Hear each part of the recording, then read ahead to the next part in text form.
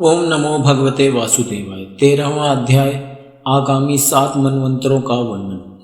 श्री सुखदेव जी कहते हैं, परीक्षित, विवस्वान के पुत्र यशस्वी श्राद्ध देव ही 7वें वैवस्व मनु हैं। यह वर्तमान मनवंतर ही उनका कार्यकाल है। उनकी संतान का वर्णन मैं करता हूँ।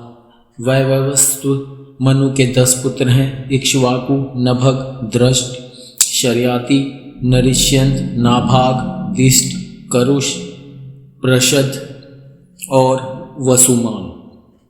परीक्षित, इस मनवंतर में आदित्य, वसु, रुद्र, विश्वदेव, मरुदगण, अश्विनी कुमार और ऋभु ये देवताओं के प्रधान गण हैं और पुरंदर उनका इंद्र है।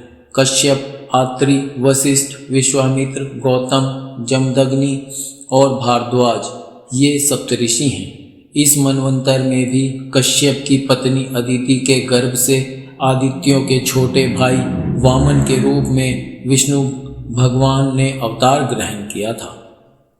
परीक्षित, इस प्रकार मैंने संक्षेप से तुम्हें 7 मनवंतरों का वर्णन सुनाया। अब भगवान की शक्ति से युक्त अगले आने वाले 7 मनवंतरों का वर्णन करता हूँ। परीक्षित, यह तो मैं तुम्हें पहले 6ठे स्कंद में बता चुका हूँ कि विवस्वान भगवान सूर्य की 2 पत्नियां थीं, संज्ञा और छाया। ये दोनों ही विश्वकर्मा की पुत्री थी। कुछ लोग ऐसा कहते हैं कि उनकी एक तीसरी पत्नी बड़वा भी थी। मेरे विचार से तो संज्ञा का ही नाम बड़वा हो गया था। उन सूर्य पत्नियों में संज्ञा से 3 संतानें हुई, यम, यमी और श्राद्धदेव। छाया के भी 3 संतानें हुई, सावर्णी, शनैश्चर और तप्ती नाम की कन्या, जो संवरण की पत्नी हुई। जब संज्ञा ने बड़वा का रूप धारण कर लिया तब उससे दोनों अश्विनी कुमार हुए। 8वें मनवंतर में सावर्णी मनु होंगे।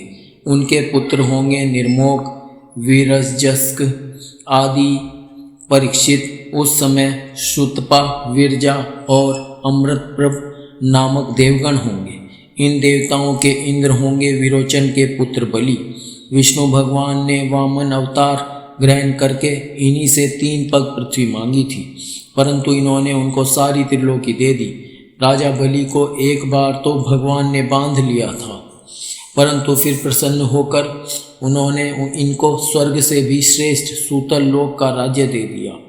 वे इस समय वहीं इंद्र के समान विराजमान हैं। आगे चलकर यही इंद्र होंगे और समस्त ऐश्वर्यों से परिपूर्ण इंद्र पद का भी परित्याग करके परम सिद्धि प्राप्त करेंगे। कालव, दीप्तिमान, परशुराम, अश्वत्थामा, कृपाचार्य, ऋष्यशृंग और हमारे पिता भगवान व्यास ये 8वें मनवंतर में सप्तऋषि होंगे। इस समय ये लोग योग बल से अपने अपने आश्रम मंडल में स्थित हैं। देवगुहा की पत्नी सरस्वती के गर्भ से सार्वभौम नामक भगवान का अवतार होगा।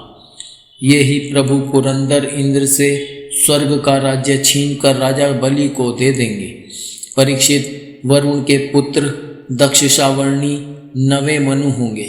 भूतकेतु, दीप्तकेतु आदि उनके पुत्र होंगे। पाठ, मरीचिगर्भ आदि देवताओं के गण होंगे और अद्भुत नाम के इंद्र होंगे।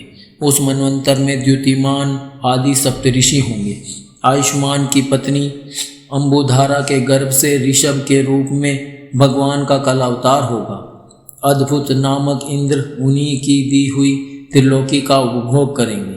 10वें मनु होंगे उपश्लोक के पुत्र ब्रह्मसावर्णी। उनमें समस्त सद्गुण निवास करेंगे। भूरी श्रेण आदि उनके पुत्र होंगे और हविष्मान, सुकृति, सत्य, जय, मूर्ति आदि सप्तऋषि, सुवासन, विरुद्ध आदि देवताओं के गण होंगे और इंद्र होंगे शंभु। विश्वसृजु की पत्नी विशुचि के गर्भ से भगवान विश्वक्सेन के रूप में अंशावतार ग्रहण करके शंभु नामक इंद्र से मित्रता करेंगे। 11वें मनु होंगे अत्यंत संयमी धर्म सावर्णी। उनके सत्य, धर्म आदि 10 पुत्र होंगे। विहंगम, कामगम, निर्वाण रुचि आदि देवताओं के गण होंगे। अरुणादि सप्तऋषि होंगे और वैद्यरथ नाम के इंद्र होंगे। आर्य की पत्नी वैद्यरता के गर्भ से धर्म सेतु के रूप में भगवान का अंशावतार होगा और उसी रूप में वे त्रिलोकी की रक्षा करेंगे। परीक्षित 12वें मनु होंगे रुद्र सावर्णी। उनके देववान, उपदेव और देवश्रेष्ठ आदि पुत्र होंगे। उस मनवंतर में ऋतधामा नामक इंद्र होंगे और हरित आदि देवगण, तपोमूर्ति, तपस्वी, आग्निध्रक आदि सप्तऋषि होंगे।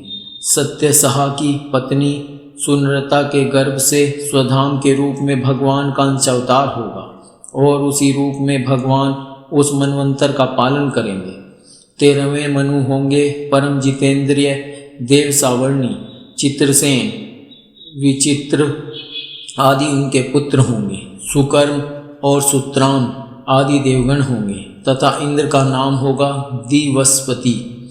उस समय निर्मोक और तत्वदर्श आदि सप्तऋषि होंगे। देवहोत्र की पत्नी बहरती के गर्भ से योगेश्वर के रूप में भगवान का अंशावतार होगा और उसी रूप में भगवान दिवस्पति को इंद्रपद देंगे। महाराज 14वें मनु होंगे इंद्र सावर्णी। उरु, गंभीर बुद्धि आदि उनके पुत्र होंगे। उस समय पवित्र, चाक्षुक आदि देवगण होंगे और इंद्र का नाम होगा शुचि। अग्नि, बाहु, शुचि, शुद्ध और मागध आदि सप्तऋषि होंगे। उस समय सत्रायण की पत्नी विताना के गर्भ से बृहद्भानु के रूप में भगवान अवतार ग्रहण करेंगे तथा कर्मकांड का विस्तार करेंगे। परीक्षित, ये 14 मनवंतर भूत, वर्तमान और भविष्य तीनों ही काल में चलते रहते हैं। इन्हीं के द्वारा एक सहस्त्र चतुर्युगी वाले कल्प के समय की गणना की जाती है।